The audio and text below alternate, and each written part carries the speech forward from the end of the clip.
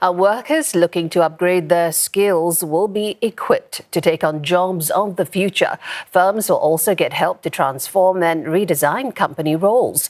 PM Wong says this is part of a larger effort to keep Singapore competitive and Singaporean workers relevant at all stages of life. Alif Amsyar reports. In her day job at a recruitment agency, Serena Abdul Rahman performs an administrative role. After 6 years, she's broadening her horizons, so she studies part-time, squeezing in evening classes 3 times a week. I sometimes have to support other departments like marketing and then doing administrative duties like, like one of the clients where we have to support the administrative part on the back end, like segregating candidates' resumes, something like that. From early next year, workers 40 and above starting part-time studies can apply to get 300 Sing dollars every month to defray the costs involved. This includes books and transport fare. Previously, only those in certain full-time courses could apply for such training allowances. The Education Ministry says this change will benefit another 10,000 workers. Low-wage workers from the age of 30 will also get similar training allowance to take up longer courses. AI will get better in the future, and other new disruptive technologies will emerge. It is hard to predict how they will impact specific industries and jobs, but one thing is clear. Our workers must be equipped with the skills to stay competitive and relevant. That's why we are investing heavily in lifelong learning and have made significant moves to strengthen skills future as a key pillar of our social compact. Eligible firms will also get 10,000 Sing dollars in fresh credit to defray out-of-pocket costs when workers attend training.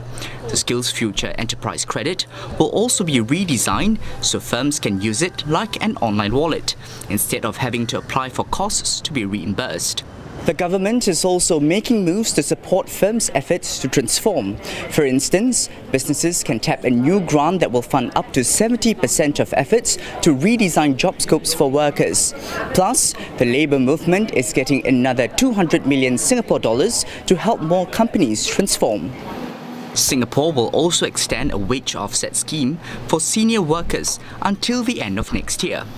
For longer-term moves, the Manpower Ministry will convene a work group on senior employment this year. Discussions will include the labour movement as well as employers. The work group will undertake a holistic and longer-term review of senior employment policies to improve the employability of seniors and increase the availability of jobs that better suit their needs. A wage offset scheme for ex-offenders will also be extended until end 2028. It helped close to 700 employers hire more than 1,500 ex-offenders last year, giving them a way to integrate back into society and a second chance. Now, on the monthly allowance given to workers who go for part-time training, Labour MP Desmond Chew says this will help those who want to upskill, but are worried about the potential loss of income and out-of-pocket costs. More people will be in and out of the workforce, more people will require part-time work arrangements, but at the same time, they still need to upgrade so that they don't get left behind. And this big policy departure signifies to our local workforce and our Singaporean workers that the government is prepared to make policy changes to make sure no one gets left behind. The Association of Small and Medium Enterprises says the $150 million fund to pair enterprises with major cloud providers helps some firms upgrade and train workers, but it adds that the scheme will need to be tailored to fit the needs of firms to make it more effective.